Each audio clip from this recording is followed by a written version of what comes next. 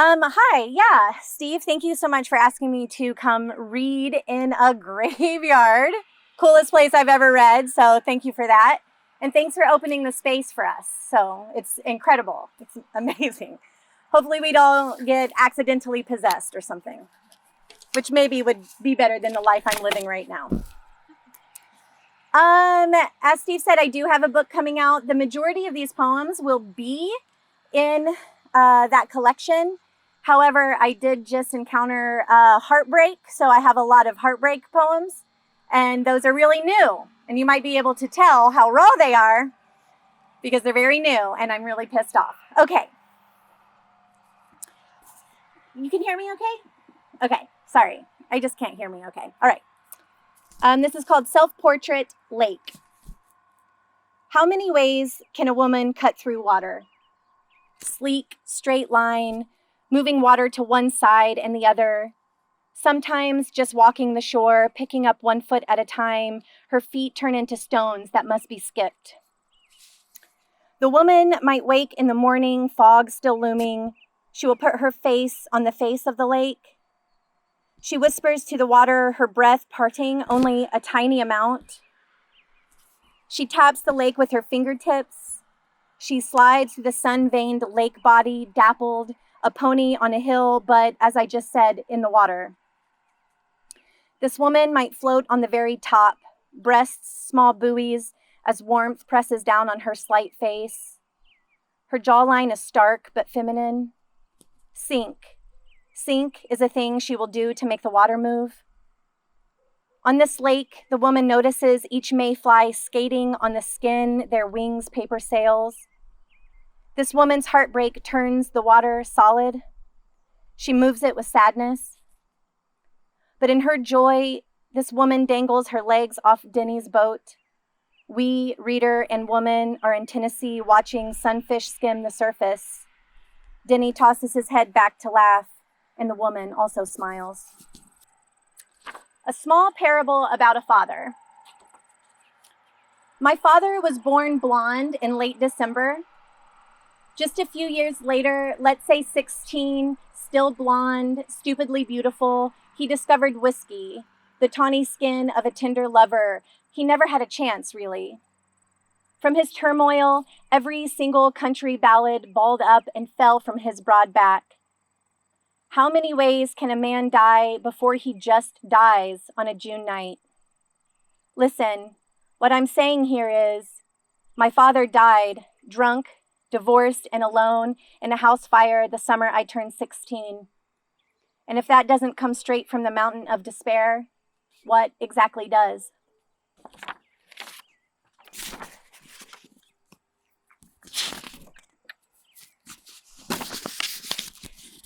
I feel like you all are probably pretty familiar with poetry readings and that we don't really read happy poems because we don't really have happy poems.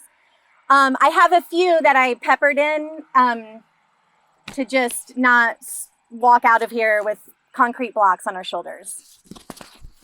And this is one of them. The people in this poem are capable of joy. A few years ago, on my dead dad's birthday, I miscarried. Bled my way through a double shift at a bar I hated.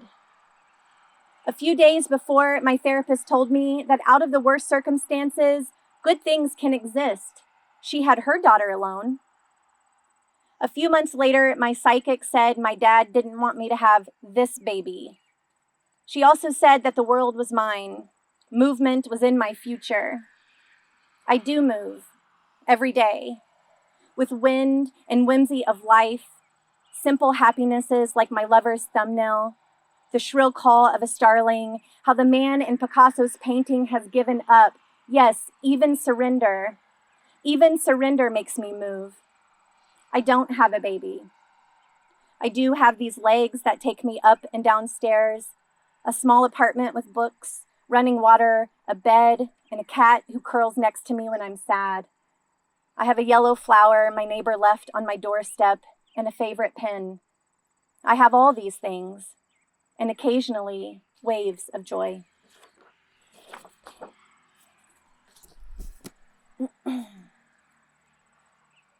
This is so beautiful. I am delighted beyond compare. So I do have a couple of poems in my set that might be a little triggering. I apologize. But I'm not going to take them out. But I do apologize if they're triggering.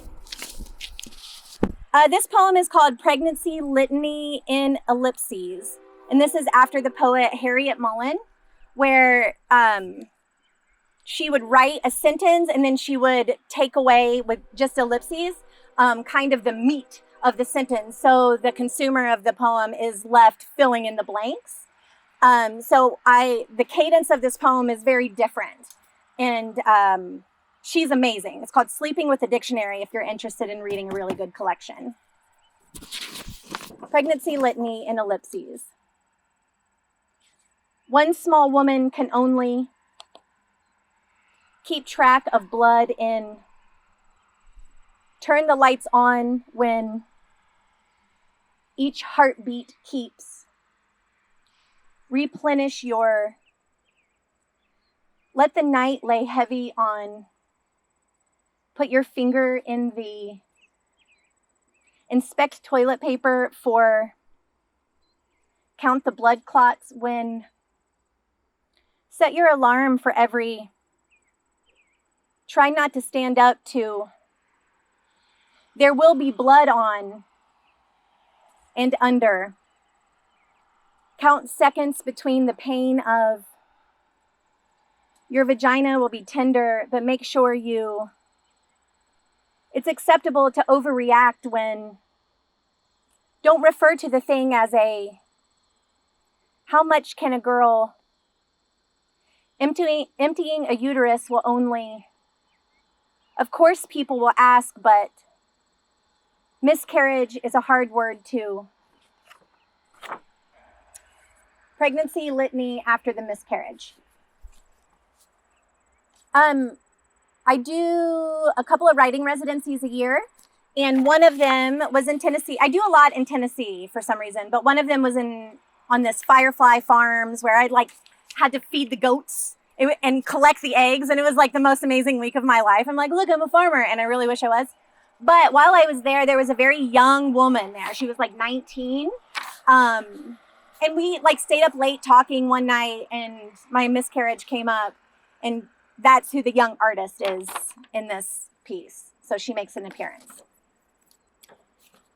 The young artist in her cotton dress says, there is death and then life on either side of it.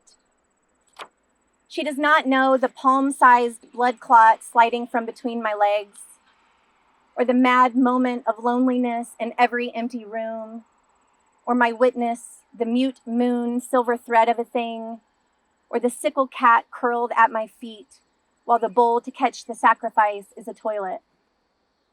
I say, to correct her, there is death and then blood on either side of it. Under my fingernails, on the rug, on empty cupboard handles, smeared on my thighs like sunlight on a hill where two horses stand, quietly looking. How are we doing on time? Plenty. We got plenty of time. It's on our side. All right. So after my miscarriage, I thought for a minute that maybe I could have a baby. Spoiler alert. As you'll find out later, she cannot. But I did have a lover in between those two things, and that's who's in this. New snow on rooftops right before 10 a.m. He tells me he made a call for a vasectomy. We're both still sweaty from sex.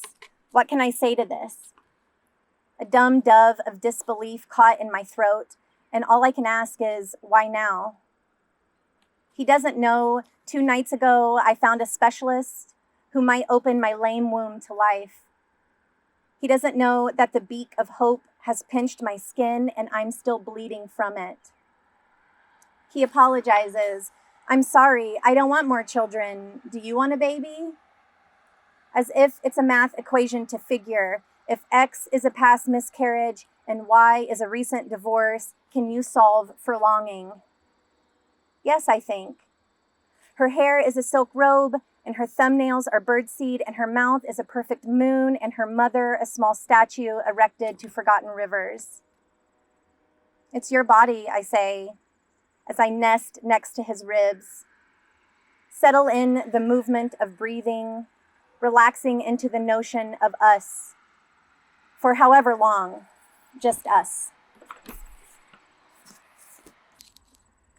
Small dance of memory. You might stand under the disco ball, confetti light on your cheek, as you consider this June night alone. You will order one more before you come home. The house is still standing, which means your earth is still wet with opportunity, a deep lake. You might see into the future. It's dark, you might say, because you die in 2 hours. You do die in 2 hours. First, you slow dance one more time, one last beer, one more deep breath as you walk outside to hitch a ride home, where your daughter sleeps downstairs. You'll die in 2 hours, which means I'm still here, 21 years later, thinking of you standing under the disco ball, the small light on your face, alone.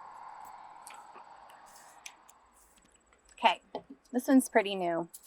It's called God Teaches His Brother to Swim. God's brother is a small boy, small arms, downy hair on his small legs. He's the kind of boy who throws pennies in fountains. God's brother has family in Iowa, real salt of the earth people. They hated to see him leave. His uncle hollered after the tiny thing, "There's only so much good in the world, Ted."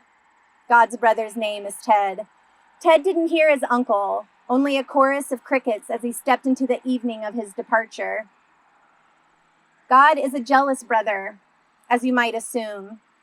He is quite the opposite of his sliver of a sibling, mean, drowning people, punishing with boils and ulcers and red-eyed vengeance. Ted never will understand. He always comes back to that one perfect day when, with sun filtering through the leaves, green water cool on his slight body, God taught Ted to dive deep without holding his nose. God named the sunfish that day after Ted. It doesn't make sense, the thing God did to all those small cities, Ted thought. Sodom and Gomorrah surely had some good left. Surely at least one set of brothers. A breakup poem that ends with a prayer. My beloved is dead. That's not true. He is dying. I mean to say he is dying like all of us are dying. The dusk swallowing my city slowly over the electric company, tiny Jupiter near the waning moon, each alley cat walking on gravel, books with broken spines. These are the ways my beloved is crawling toward the grave. That's not true. He is already dead, as in he is not my beloved. He is stagnant water near a laundromat, an oil slick on hot tar. He is now, sweet reader, just a man, as I am just a woman. We've replaced our feet with talons to grip insincerity tightly.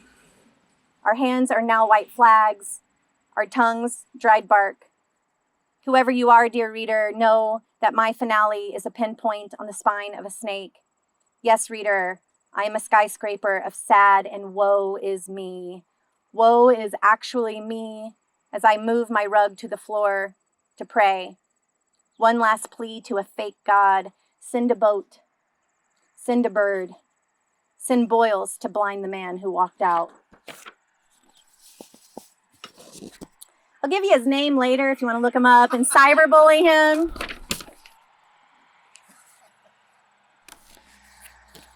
Sitting on my grandma's north porch after my hysterectomy, an epistolary to my body. You hold my bones, and blood river winds the north and south of us. You hurt right now. We hurt. There is no sadness like a taking, and gentle body, we have endured a wild taking. Songbird sick on her feeder is the baby we lost. Bleeding down our leg is the lover who left. The drowned kitten is the baby who died. The dead doe in July heat is us in the hospital, waking out of humming anesthesia, my dumb tongue confusion, stumbling out of anesthesia, scared. Starved baby is the baby who stopped growing. An empty bed is the lover who split. Inhumane slaughter, all of this taking and all of this leaving, and the uterus lame, useless, and gone. But you, color of dried chamomile, my sweet body, you and I glitter in the sun. Tiny hairs holding light, stars in the afternoon, while the clematis sways in tender wind. My grandma opens the door to come sit, quiet and near me. Okay. 2 more. Again, thank you, Steve, so much for opening this lectern to me. In the Naked Night. This big-footed heart was born in a barn. 2 left feet, cloddish things stumbling through cornfields and early fog. She doesn't know her damn way home, and it's becoming a problem. She's fat-headed and bungles her every attempt. She throws broken darts and chugs cheap beer till she falls flat on her face. I will not be ruined by this mismanaged spoil of meat and mass and emotion. I will not let her pull the reins this way or that way through piss and fire of our wild life. She cannot maneuver the pitfalls of a July full moon. She's a heavy lump who sits, all thumbs, bumbling around for the words she should have said. She doesn't know which fork is a salad fork, and what's worse, she doesn't give a shit. All she wants, all this little hillbilly heart wants, is her beloved back, so she can unfurl in the naked night, elegant and nimble by his touch in the naked night.